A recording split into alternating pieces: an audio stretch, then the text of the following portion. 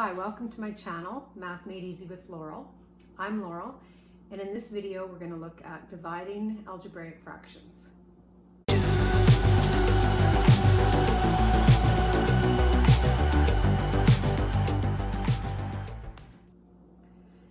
In the previous video we talked about multiplying algebraic fractions, and if you understand that concept, you're going to find today's video fairly easy, I hope. It's really not much different. There's one additional step at the beginning, and then the rest of it's just like we did in the last video. So I'm going to start with numerical fractions again to explain division of fractions, and then we'll move on to algebraic fractions. So if I had an example such as this one, 2/3 divided by 3/4, the rule for the rule for dividing fractions is multiply by the reciprocal. So we keep the first number, the dividend. This is the divisor. So to divide, we change it to multiplication and we take the reciprocal. So it's equivalent to multiplying by 4/3. Now that it's multiplication, we follow our rules for multiplying fractions. We multiply the numerators. We multiply the denominators. And we're done. When you're doing division, don't cancel common factors. You can't when it's division. The only operation where you can cancel common factors is multiplication. So change it to multiplication, and then if you can cancel factors, go for it. Such as in this example. If I have 7/15 divided by 14/25, I keep my dividend, my first fraction. I change from division to multiplication, and then I take the reciprocal, so I just basically flip it. So I'm going to multiply by 25 over 14. Now that it's multiplication, I can go ahead and cancel any common factors. So I have a factor of 7. 7 goes into 7 once. 7 goes into 14 twice. I have a common factor of 5. 5 goes into 15 3 times. 5 goes into 25 5 times. Anything left? Nope, nothing else that I can cancel. So now I'm going to do my multiplication, and multiplication, you just multiply the numerators. 1 times 5 is 5. Multiply the denominators. 3 times 2 is 6. So there's my result. Now let's take this same concept and apply it to algebraic fractions. In this example, we now have an algebraic fraction, but it's a fairly straightforward one because we just have a monomial in each of the numerators and denominators.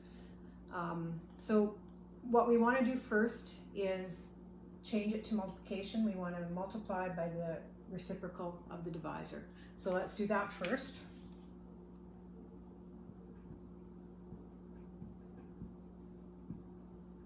Changes to multiplication, and then we flip it, 10q to the 4th over 3p. Now that it's multiplication, we can look to see if there's anything that we can cancel. And we have a factor of 5, goes into 5 once, goes into 10 2 times. In terms of numbers, there's nothing else we can cancel. Now we have p squared here and p here, so I either follow my laws of exponents or I can cancel. Whichever one you prefer, it works out the same way.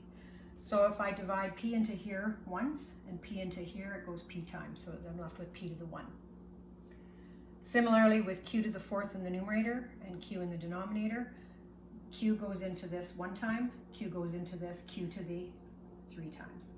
So be careful that you know that that's an exponent of 3, not a factor. Actually, I'm going to put it right here so that we can see it's an exponent, not a factor of 3.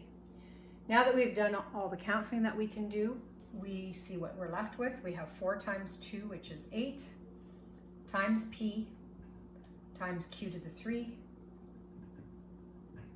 over 1 times 1 times 3 times 1 over 3. So your simplified result is that fraction. Let's look at one more example of dividing algebraic fractions when we have expressions that need to be factored first.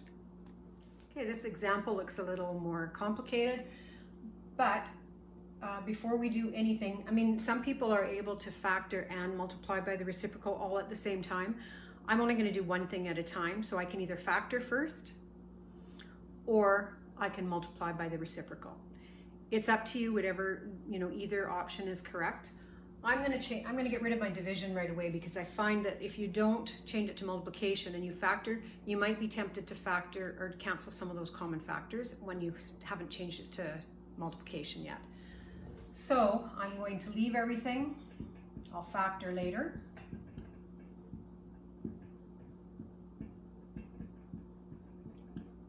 I'm just going to change it to multiplication and then take the reciprocal.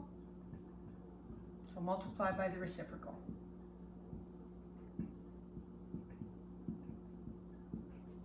Now I'm going to factor, because I can't multiply. I don't want to multiply this times this and this times this and then try to simplify it. That is just crazy. You don't want to do that.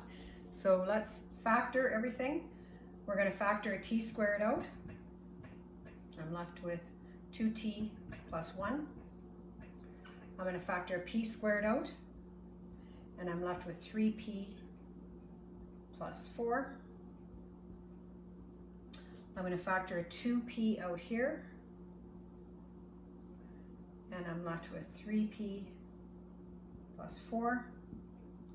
And I'm going to factor a t out, and I'm left with 2t plus 1. And that just worked out beautifully. Now that I have everything factored, I can start canceling because it's multiplication. So I have a 2t plus 1 cancels there and there. I have a 3p plus 4 cancels here and here. I have a p that cancels there and there. So p squared divided by p is just p. I have a t that cancels here and here. Now that I've done all of my canceling, I see what's left. I've got t times 2 over p. And I'm done. So that mess simplified to this. Just take it step by step, change your division to multiplication and take the reciprocal of your divisor. Then once it's multiplication, you follow your rules of multiplying fractions. So that's it for this video. Practice multiplying and dividing fractions now. And then once you're confident with that, we're going to move on to addition and subtraction of algebraic fractions. So make sure you know how to do this before you proceed, and we will see you on the next video.